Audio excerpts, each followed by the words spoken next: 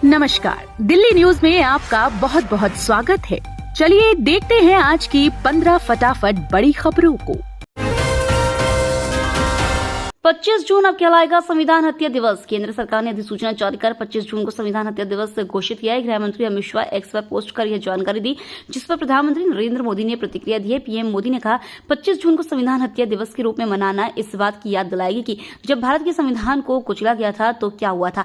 यह हर उस व्यक्ति को श्रद्धांजलि देने का भी दिन है जो आपातकाल की ज्यादतियों के कारण पीड़ित हुए थे। इमरजेंसी भारतीय इतिहास में कांग्रेस की ओर से लाया गया काला दौर था।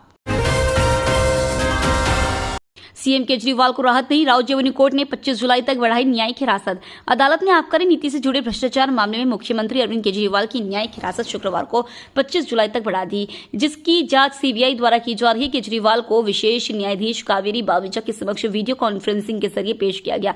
वह अपनी न्यायिक हिरासत की अवधि समाप्त होने पर केंद्रीय जांच ब्यूरो और प्रवर्तन निदेशालय मामलों के सिलसिले में पेश हुए। मई में ईडी ने मामले में अपना 7वां पूरक आरोप पत्र दायर किया था, जिसमें केजरीवाल और आम आदमी पार्टी को आरोपी बनाया गया था। आरोपी कृष्ण की जमानत याचिका पर हुई सुनवाई। हाईकोर्ट ने दिल्ली पुलिस से मांगा जवाब। हाईकोर्ट ने शुक्रवार को जनवरी 2023 के कंजावाला कांड मामले में आरोपी कृष्ण की याचिका पर दिल्ली पुलिस से जवाब मांगा है। कृष्ण पर हत्या का आरोप है। न्यायमूर्ति अमित महाजन ने दिल्ली पुलिस को स्थिति रिपोर्ट दाखिल करने का निर्देश दिया और मामले की सुनवाई 14 अगस्त तक तय की है। उसकी पिछली जमानत याचिका को निचली अदालत ने 6 मई 2023 को खारिज कर दिया था। आरोपी जनवरी 2023 से हिरासत में है। चुनावी राज्यों पर इंडिया ब्लॉक का फोकस, बीजेपी के लिए बड़ी मुश्किल। इंडिया गठबंधन में शामिल विपक्षी दल लोकसभा चुनाव में अपनी कामयाबी से काफी उत्साहित है। अब वो महाराष्ट्र, झारखंड और हरियाणा विधानसभा चुनावों में भी अच्छा प्रदर्शन करना चाहते हैं। ये तीनों राज्य सितंबर अक्टूबर में चुनाव के लिए तैयार है। कांग्रेस और उसके सहयोगी दलों को लगता है कि इन राज्यों के नतीजे देश की राजनीति पर बड़ा असर डालेंगे, इसलिए वो चुनाव की तैयारी में जुट गए हैं। उनका लक्ष्य आपसी एकता मजबूत करना और चुनाव में बढ़त हासिल करना है। इसके साथ ही सभी विपक्षी दल जम्मू और कश्मीर में होने वाले चुनावों का भी इंतजार कर रहे हैं और उसकी तैयारी में जुटे हैं। माना जा रहा है कि जम्मू और कश्मीर में भी चुनाव इन्हीं 3 राज्यों के साथ होंगे। महिला टूरिस्ट के साथ छेड़छाड़ के आरोपी का राष्ट्रपति ने रद्द किया निलंबन। गोवा में महिला के साथ छेड़छाड़ करने के आरोप में निलंबित हुए आईपीएस अधिकारी ए क्वान का निलंबन राष्ट्रपति द्रौपदी मुर्मू ने रद्द कर दिया है। निलंबन रद्द होने के बाद अब ए क्वान का ट्रांसफर अंडमान निकोबार द्वीप समूह पर कर दिया गया है। बता दें कि ए क्वान AGMUT कैडर के 2009 बैच के आईपीएस है। अनंत राधिका की शादी के जरिए जुटा इंडिया गठबंधन। रिलायंस इंडस्ट्रीज के चेयरमैन मुकेश अंबानी के छोटे बेटे अनंत अंबानी की शादी 12 जुलाई 2024 को मुंबई में हुई। इस शादी में शामिल होने के लिए देश विदेश से दिग्गज मेहमानों का जुटान मुंबई में हुआ। वहीं इंडिया गठबंधन के भी कई नेता इस शादी में शामिल होने के लिए मुंबई पहुंचे। पश्चिम बंगाल की मुख्यमंत्री ममता बनर्जी मुंबई के लिए रवाना होने से पहले यह साफ किया था कि वहां वो शरद पवार और उद्धव ठाकरे के साथ साथ अखिलेश यादव से मिलेंगी। हालांकि उन्होंने नेता प्रतिपक्ष राहुल गांधी का नाम नहीं लिया था। मुनक नहर के टूटने के कारण अगले 2 से 3 दिन दिल्ली के इन इलाकों में रहेगी पानी की समस्या। कैरियर लाइन चैनल का तटबंध क्षतिग्रस्त होने से दिल्ली के कई क्षेत्रों में जल संकट उत्पन्न हो गया है। अगले 2 से 3 दिन तक बवाना से लेकर द्वारका तक पानी की समस्या रह सकती है। इस नहर से हैदरपुर, बवाना, द्वारका और नांगलोई जल उपचार संयंत्र को पानी मिलता है। नहर की मरम्मत के लिए CLC में पानी का बहाव रोक दिया गया है। इसके पानी को यमुना और दिल्ली सब ब्रांच में डाला जा रहा है। जेएनयू में खुलेगा हिंदू, जैन और बौद्ध अध्ययन केंद्र, नोटिफिकेशन हुआ जारी। जवाहरलाल नेहरू विश्वविद्यालय में छात्र अब हिंदू, बौद्ध और जैन धर्म की पढ़ाई और अध्ययन भी करेंगे। विश्वविद्यालय ने हिंदू, बौद्ध और जैन अध्ययन केंद्र खोलने का फैसला लिया है। जेएनयू प्रशासन ने शुक्रवार को 3 नए सेंटर खोलने की अधिसूचना जारी की है।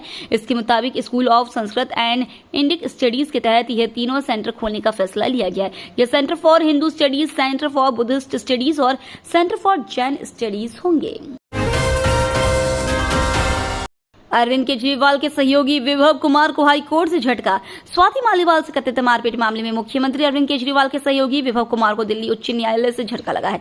कोर्ट ने उन्हें जमानत देने से इनकार कर दिया है। बता दें कि विभव कुमार ने कोर्ट में जमानत याचिका दाखिल की थी, जिस पर कोर्ट ने बीते बुधवार को आदेश सुरक्षित रख लिया था। शुक्रवार को मामले में अपना निर्णय सुनाने के लिए तारीख तय की थी। बीआरएस नेता के कविता को फिर झटका, कोर्ट ने जमानत पर सुनवाई की स्थगित। दिल्ली की राउत रेवेन्यू कोर्ट ने शुक्रवार को बीआरएस नेता के कविता की जमानत पर सुनवाई 22 जुलाई तक के लिए स्थगित कर दी है। उन्होंने दिल्ली आबकारी नीति मामले में से संबंधित सीबीआई मामले में डिफॉल्ट जमानत मांगी है। देश के हर न्यायालय ने भाजपा के षड्यंत्र का पर्दाफाश किया। आप नेताओं ने बीजेपी को घेरा। दिल्ली के मुख्यमंत्री अरविंद केजरीवाल को सुप्रीम कोर्ट ने बड़ी राहत दी है। सुप्रीम कोर्ट ने शराब घोटाले से जुड़े ईडी वाले मामले में केजरीवाल को अंतरिम जमानत दे दी है। वहीं इस पर आम आदमी पार्टी की तरफ से प्रेस कॉन्फ्रेंस की। इस दौरान दिल्ली सरकार की मंत्री आतिशी ने भाजपा पर हमला बोला। उन्होंने कहा कि इस देश के एक के बाद एक हर न्यायालय ने आपके षड्यंत्र का पर्दाफाश किया। अरविंद केजरीवाल की ये जमानत आज पूरे देश के सामने ये साफ कर देती है कि अरविंद केजरीवाल सत्य के साथ खड़े थे, खड़े हैं और खड़े रहेंगे। अवैध रूप से विदेश भेजने के आरोप में 100 से अधिक ट्रैवल एजेंट गिरफ्तार। दिल्ली पुलिस ने अवैध तरीके से देश भर से लोगों को कथित तौर पर विदेश भेजने के लिए विभिन्न हथकंडे इस्तेमाल करने वाले 100 से अधिक जालसाज ट्रैवल एजेंट को गिरफ्तार किया। ये संख्या इस साल जून माह तक की है। अधिकारियों ने शुक्रवार को यह जानकारी दी। अधिकारियों ने बताया कि पिछले वर्ष की इसी अवधि की तुलना में यह आंकड़ा 200% से अधिक है। इन ट्रैवल एजेंट को पंजाब, गुजरात, हरियाणा, महाराष्ट्र और पश्चिम बंगाल से पकड़ा गया है। 1100 में मिलेगा अंतिम संस्कार का सामान। निगम बौद्ध घाट का संचालन करने वाली संस्था की खास पहल। निगम बौद्ध घाट का संचालन करने वाली संस्था बड़ी पंचायत वैश्य बीसे अग्रवाल सभा के प्रमुख सुमन कुमार गुप्ता ने बताया कि घाट के गेट नंबर 2 के पास सीएनजी शवदाह गृह के सामने अंतिम संस्कार में इस्तेमाल होने वाली सारी सामग्री जैसे अर्थी, कपड़ा, 1 किलो देसी घी, 1 किलो हवन सामग्री, पंचरत्न, गंगाजल, केवड़ा, शहद, कपूर, आटा, तिल, मटका, चंदन की लकड़ी के 5 पीस, सुतली, कलावा और एक शॉल सहित 14 तरह की चीजें 1100 रुपए में खरीदी जा सकती है। उन्होंने बताया कि अगर किसी जरूरतमंद शख्स के पास यह सारा सामान खरीदने के लिए पैसे नहीं है तो उसे यह सामग्री फ्री में दी जाएगी। वंदे मातरम और सेल्फी तक सीमित नहीं, पीएम मोदी का ऑस्ट्रिया दौरा। रूस और पश्चिमी देशों को एक साथ दिए बड़े संदेश। प्रधानमंत्री नरेंद्र मोदी इस हफ्ते रूस की यात्रा पर गए थे। रूस की यात्रा के बाद पीएम मोदी ऑस्ट्रिया की राजधानी वियना पहुंचे। यहां वंदे मातरम की धुन से पीएम मोदी का जोरदार स्वागत किया गया। पीएम मोदी ने ऑस्ट्रिया की यात्रा को सफल करार दिया। प्रधानमंत्री ने एक्स पर लिखा, भारत की तरह ही ऑस्ट्रिया का इतिहास और संस्कृति भी बहुत पुरानी और भव्य रही है। एक दूसरे के साथ हमारा संपर्क भी ऐतिहासिक रहा है। हमारे देशों के बीच मित्रता में नई ऊर्जा का संचार हुआ है। मुझे वियना में विविध कार्यक्रमों में भाग लेने की खुशी है। चांसलर कार्ल नेहमर के आतिथ्य और स्नेह के लिए आभार। दरअसल 1983 में इंदिरा गांधी के बाद किसी भारतीय प्रधानमंत्री का यह पहला ऑस्ट्रिया दौरा था। भारत की आबादी 2085 में चीन से दोगुनी होगी। यूएन की जनसंख्या पर चौंकाने वाली रिपोर्ट।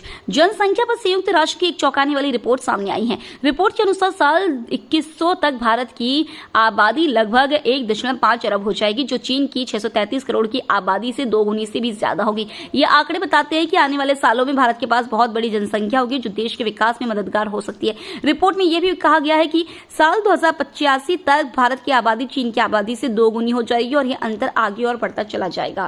तो ये थी आज की बड़ी खबरें। डेली खबरों से अपडेट रहने के लिए चैनल को सब्सक्राइब करना बिल्कुल न भूलें। धन्यवाद।